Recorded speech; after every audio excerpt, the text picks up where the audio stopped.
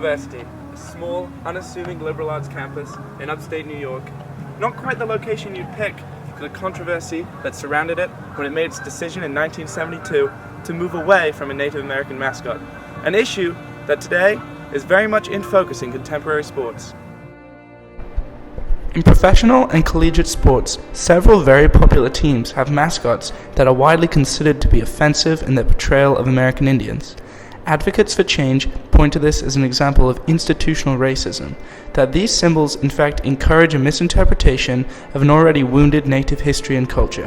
When you study the case at Colgate, you find that many of these arguments are actually correct, and there's significant evidence to suggest that students did take this mascot as an excuse to behave in ways that were not only inappropriate, but also racist.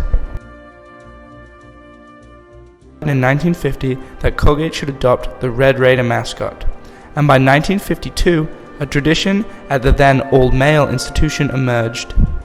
That tradition was a small group of men who assembled together alongside the cheerleaders during the fall football season dressed as Indian chiefs.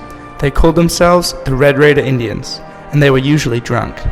These men were a spectacle along the sidelines as they led cheers, chants, misbehaved, taunted the other team, and generally cavorted around.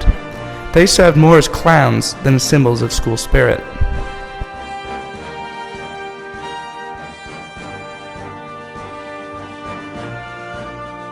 This behavior continued until 1972.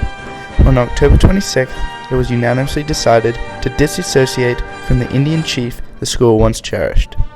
The Red Raider had become a symbol for 2 decades and lovingly embraced by students and alumni. It may come as a surprise that the student reception to the change was in fact positive. Although the Maroon News mourned the loss of the sideline entertainment it brought them at football games, the decision was regarded as a good one. It was moral, justified, and more importantly, prevented any harm to the school's reputation.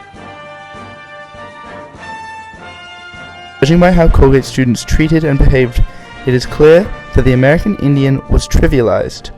However, it is also clear that the arguments that tradition is important, often raised by schools and professional clubs to defend their mascots, are not truly justified. Colgate's mascot and the Red Raider Indian pep group had become a tradition by 1972.